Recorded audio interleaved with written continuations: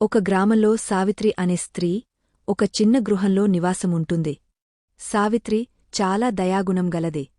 తన ఇంటికి ఎవరు ఆకలి అని వచ్చినా తనకి ఉన్నదాంట్లో అన్నం, పప్పు లేదా పులుసులతో వారి కడుపు నింపే పంపిస్తుంది. ఆమె దయగుణం గురించి ఆ గ్రామమంతా గొప్పగా చెప్పుకుంటారు. అలా ఆమె దయగుణం మరియు దానగుణం నలువైపుల గ్రామాల వారికి కూడా తెలుస్తుంది. అందుకే ఆమెని పేదరాశి పెద్దమ్మ అని పిలుస్తూ ఉంటారు. పక్క గ్రామమైన సీతానగరంలో గోపాల్ మరియు సుమతి అనే దంపతులు ఉన్నారు. వారికి ఒక కొడుకు ఉన్నాడు. అతని పేరు రాఘవ. రాఘవ చాలా చురుకైన బాలుడు మరియు రాఘవకి చదువు అంటే చాలా ఇష్టం.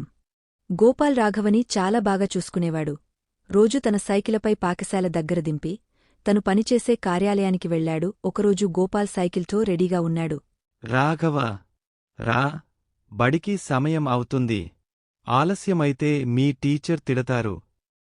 వస్తున్నానన్న, కాని నా పుస్తకం కనిపించటం లేదు అని వెతుకుతూ ఉంటాడు. ఇంతలో రాఘవ తల్లి సుమతి, రాఘవ, ఇదిగో నీ పుస్తకం. నిన్న నువ్వు రాసుకొని బయట మంచంపైన పెట్టావు. నేను దానిని తీసి జాగ్రత్తగా పెట్టాను అని రాఘవకి పుస్తకం ఇస్తుంది. ఇద్దరు నడుచుకుంటూ ఇంటి బయటకు వెళ్తారు. వాళ్లని చూసిన గోపాల్ ఇలా అంటాడు. మీ తల్లి కొడుకుల మాటలు ఇంకా ఆపండి. రాఘవ బడికి ఆలస్యం అవుతుంది కదా, సైకిల్ పైన కూర్చో అంటూ వారిని మందలిస్తాడు. రాఘవ, గోపాల్ సైకిల్ పైన బడికి వెళ్తారు. రాఘవని బడిలో దింపి గోపాల్ తను పనిచేసే కార్యాలయానికి ప్రతిరోజులాగానే వెళ్ళిపోతాడు. అలా కొంతకాలం గడిచాక రాఘవపై చదువులకు పక్క గ్రామం వెళ్లాల్సి వస్తుంది. గోపాల్, సుమతి రాఘవని తీసుకుని బస్టాండ్లో బస్ కోసం ఎదురుచూస్తూ ఉంటారు. బస్సు రావటం లేదేమిటే, ఆలస్యం అయ్యేలా ఉంది. ఏమోనండి, ఇలా బస్ కోసం ఎదురుచూస్తే చీకటి పడేలా ఉంది. మనం ఇక్కడినుంచి నడవటం మంచిది. అవును నాన్నా, మనం మెల్లగా నడుస్తూ ఉందాం. ఇంతలో బస్సు వస్తే మనం బస్సుపైన వెళ్దాం. అయినా పక్క గ్రామం ఎంతో దూరంలో లేదు అని మాట్లాడుకుంటూ నడుస్తూ ఉంటారు. అలా చాలా దూరం నడిచేసరికి వారికి బాగా ఆకలివేస్తుంది.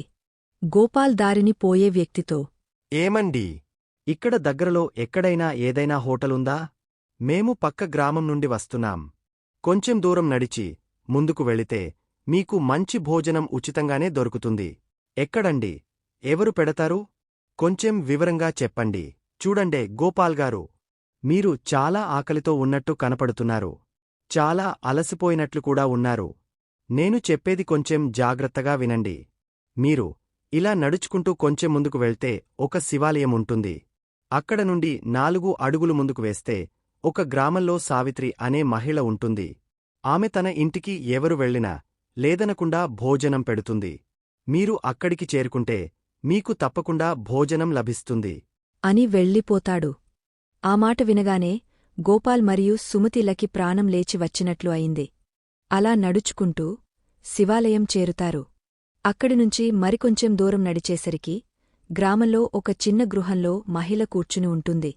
ఆమె దగ్గరికి వెళ్ళి సుమతి ఇలా అడుగుతుంది. ఏమండీ, ఇక్కడ సావిత్రి అంటే ఎవరు? మేము పక్క గ్రామం నుండి నడిచి వస్తున్నాం. చాలా దూరం నడిచేసరికి మాకు బాగా ఆకలివేస్తుంది. సావిత్రిగారు ఉచితంగా భోజనం పెడతారని మాకు తెలిసింది.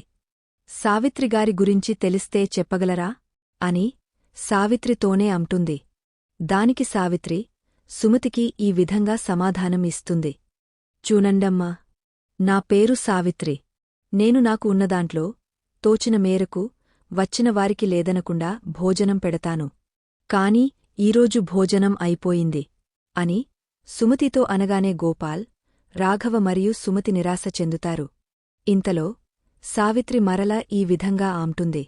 మిమ్మల్ని చూస్తే చాలా దూరం నుంచి నడిచి వచ్చిన వారిలా ఉన్నారు. అలాగే బాగా ఆకలిగా కూడా కనిపిస్తున్నారు. నాకు కొంచెం సమయమిస్తే మీకు భోజనం తయారుచేసి పెట్టగలను అంటూ కూర్చోమని మంచం వేస్తుంది. గోపాల్, సుమతి మరియు రాఘవకి సావిత్రి మాటలు విని సంతోషం వస్తుంది. మంచమీద కూర్చుని కొంచెంసేపు సేద తీరుతారు. ఇంతలో సావిత్రి వంట మొదలు పెడుతుంది. కాని సావిత్రి దగ్గర కొంచెం బియ్యం మరియు ఉల్లిపాయలు మాత్రమే ఉంటాయి. వాటితో సావిత్రి అన్నం మరియు ఉల్లిపాయ పప్పు వండుతుంది. వాటిని సుమతి, గోపాల్ మరియు రాఘవకి భోజనంగా ఇస్తుంది. వారికి భోజనం ఎంతో నచ్చుతుంది. గోపాల్, సావిత్రితో ఈ విధంగా అంటారు. అమ్మా, భోజనం చాలా రుచిగా ఉంది, కూర కూడా బాగుంది.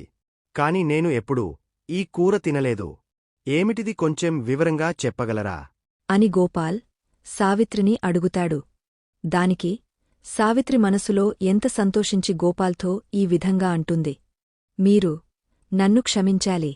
ఈరోజు నా దగ్గర కూరగాయలు నిండుకున్నాయి.